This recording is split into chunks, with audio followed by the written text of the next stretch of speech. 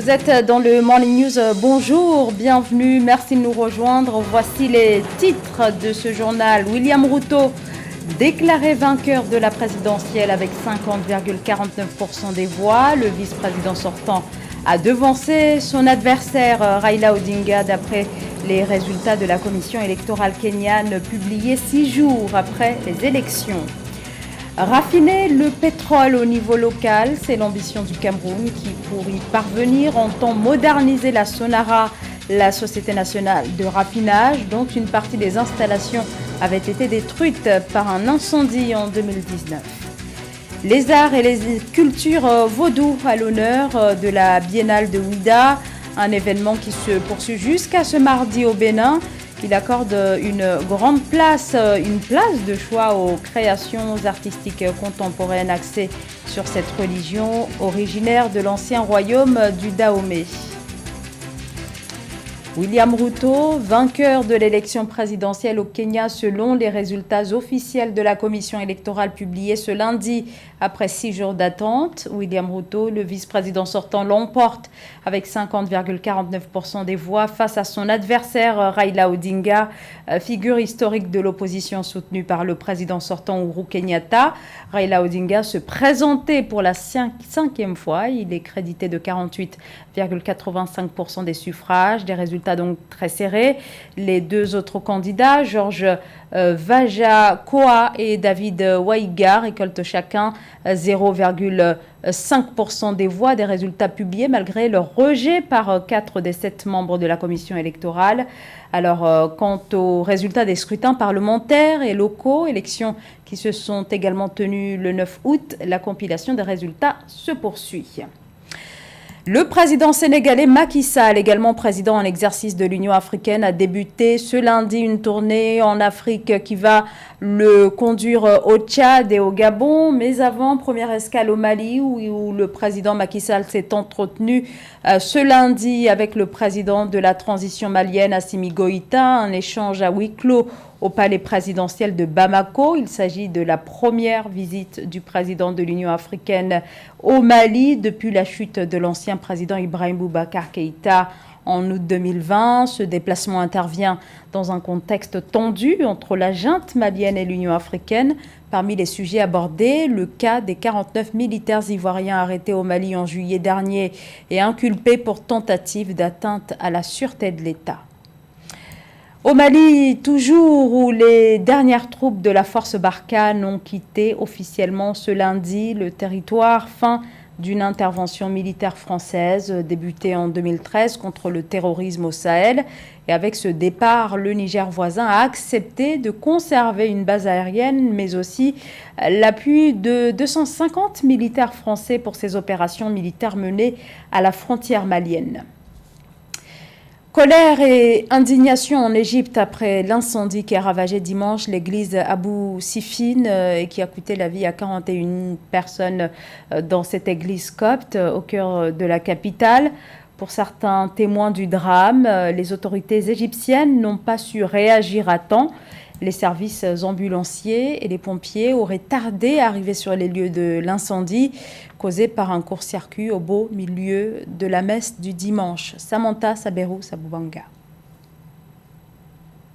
Alors que de nombreux fidèles assistaient à la messe copte au Caire, un incendie s'est déclenché dimanche 14 août 2022, tuant ainsi de nombreux fidèles. Le premier bilan transmis par le ministère de la Santé fait état de 41 morts et 14 blessés, endeuillant la plus importante communauté chrétienne du Moyen-Orient.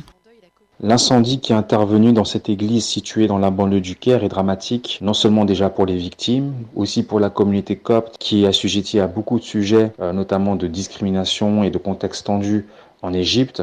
Et par ailleurs, elle vient cibler une fois de plus la vétusté des infrastructures en Égypte et sur lesquelles les autorités montrent leur faiblesse, voire leur largesse quant à la gestion de ce fléau, puisque cela a déjà touché par le passé notamment des hôpitaux, mais également une usine de textile, ce qui vient démontrer qu'en fait, les infrastructures ne sont pas exemptées, quel que soit le secteur. Selon le ministère de la Santé égyptien, un climatiseur en panne dans une salle de classe au 2e étage du bâtiment où se trouve l'église serait la cause principale de cet incident. Le président de l'Égypte, Abdel Fattah al-Sisi, a annoncé avoir présenté ses condoléances par téléphone au pape copte Théodore II. Les autorités locales ont annoncé une aide d'environ 2500 € pour chacune des familles des personnes décédées et de 500 € pour les blessés. In fine, ce qu'on peut dire, c'est que le président al-Sisi a voulu tout de suite éteindre, si puis-je m'exprimer ainsi, un second feu, celui des tensions qu'il peut y avoir au sein de la société civile, où les Coptes jugent être lésés et discriminés dans un certain nombre de secteurs. A priori, toutes les informations viennent corroborer qu'il s'agit bien évidemment d'un accident et que ce n'est pas un problème isolé par rapport à cette église. Et par ailleurs, le président al-Sisi a présenté ses condoléances à la communauté copte. Donc, à ce niveau-là, on peut dire que les autorités égyptiennes ont bien réagi. En revanche, sur le terrain, c'est ce qu'ont déploré plusieurs personnes qui ont assisté à cet incendie. C'est l'arrivée tardive des ambulances et des pompiers et qui n'a pas pu du coup empêcher et endiguer à ce qu'il y ait davantage de victimes et de pertes au sein de cette église. Ces dernières années, l'Égypte connaît régulièrement des incendies meurtriers dans ses différentes provinces. En mars 2021, au moins 20 personnes avaient péri dans l'incendie d'une usine de textile dans la banlieue du Caire. En 2020, 2 incendies dans des hôpitaux avaient coûté la vie à 14 patients atteints du Covid-19. Le Cameroun ambitionne de raffiner son propre pétrole. Le pays souhaite s'approprier la transformation et pour ce faire, les autorités camerounaises souhaitent moderniser l'unique raffinerie du pays, la Sonara, la Société nationale de raffinage constituée dans les années 70 mais en partie incendiée en 2019. Reportage signé Séverin Douqueux.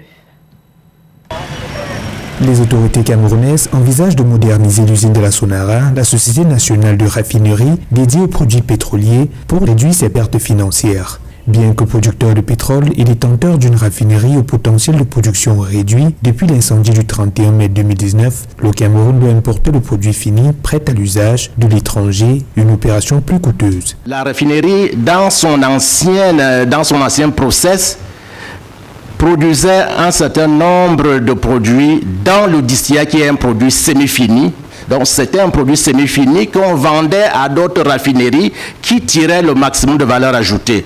Donc la raffinerie n'était donc pas rentable. Donc nous pensons construire désormais une raffinerie rentable qui va jusqu'à l'hydrocraquage, qui va permettre de raffiner notre propre produit. Moderniser l'usine raffinerie de la Sonara va permettre au Cameroun de tirer davantage de valeur ajoutée de sa production pétrolière et réduire ses pertes en subventions de produits pétroliers à la pompe. Pour le mois de juillet 2022, le pays a investi près de 138 milliards de francs CFA dans la subvention du carburant à la pompe.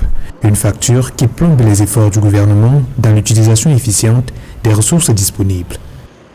Le président a donc décidé de changer de paradigme et de réhabiliter la Sonara dans un contrat partenariat public-privé.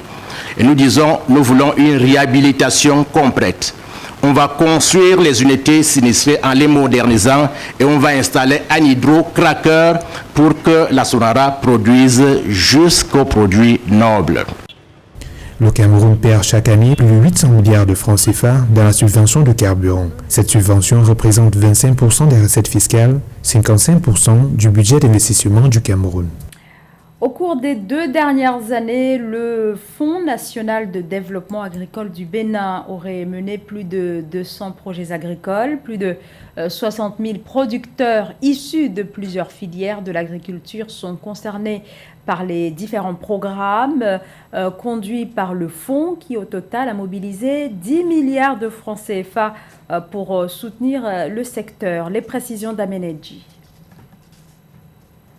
Entre 2020 et 2022, au Bénin, 201 projets agricoles impactant 65 000 producteurs, toutes filières confondues, et représentant plus de 10 milliards de francs CFA ont été financés par le Fonds national de développement agricole. Sur l'effectif total, 49 ont bénéficié d'une bonification du taux d'intérêt, ce qui permet aux porteurs de profiter d'un taux d'intérêt réduit jusqu'à 2% de leur emprunt, selon des sources locales. Le secteur agricole est un secteur important au Bénin, car il représente à peu près 22% du PIB. Et donc la mise en œuvre d'un certain nombre de projets qui ont impacté des dizaines de milliers de producteurs ont eu pour effet global d'impacter l'économie au niveau national. Tous ces éléments-là ont des effets conjugués sur, on va dire, l'accroissement de la contribution du secteur agricole au PIB. En 2020, 100 milliards de francs CFA avaient été attribués par le gouvernement pour activer le guichet 3 du Fonds national de développement agricole FNDA consacré à l'accès aux services financiers agricoles. L'objectif était d'appuyer les agriculteurs qui bénéficient difficilement de prêts pour défaut de garanties fiables. Pour permettre aux petits exploitants de paraître beaucoup plus fiables, il y a un certain nombre d'activités ou de mesures qu'il va falloir mettre en œuvre. La première passe directement par la professionnalisation de ces petits producteurs, de les emmener à sortir de leur agriculture de subsistance et à se tourner plutôt vers l'agriculture de marché. Et également, on a la mise en place de normes de qualité, la définition de circuits clairs de distribution. On a également l'organisation même de ces acteurs-là, soit au sein des plateformes ou au sein d'organisations professionnelles agricoles. Au 30 juin 2021, le bilan fait état de 647 dossiers reçus par les banques et systèmes financiers décentralisés pour un montant total de 20 milliards de francs CFA. Après une étude, seulement 54 avaient été validés pour un montant de 4,47 milliards de crédits accordés et 300 petites et moyennes entreprises et industries. 2500 petits exploitants bénéficient actuellement de l'accompagnement conjoint des agences territoriales du développement agricole pour rendre leurs dossiers bancables. Les cultures vaudou au Bénin, tout un symbole dans ce pays, berceau africain du culte des esprits et des ancêtres. Cette religion est bâtie autour des esprits de la nature, un patrimoine valorisé par les artistes des cultures vaudou au cœur de la biennale de Ouida qui se poursuit jusqu'à ce mardi. Reportage de notre correspondant Lefty Ounou. Ouida, la cité des Passais, hypocentre du vaudou, où siège le palais du leader religieux Dada Dagboko Nokounan II, chef suprême du vaudou Mwendo, abrite la première édition de la Biennale Ouida 2022, Art et Culture Vaudou. Ce festival porté par l'association Laboratorio Art Contemporain et ses partenaires vise entre autres à revisiter la civilisation vaudou pour revitaliser la transculturalité mémorielle que génère le vaudou dans toutes ses dimensions. La Biennale Ouida 2022 met en exergue 3 axes, notamment le cultuel, les arts contemporains et le monde scientifique académique. Nous faisons rencontrer les différents mondes pour qu'ils se rencontrent, qu'ils se parlent et qu'on harmonise un discours commun sur la culture vaudou qui a été beaucoup stigmatisée, qui a fait énormément de peur depuis l'époque coloniale. Nous saluons la présence de toutes les nations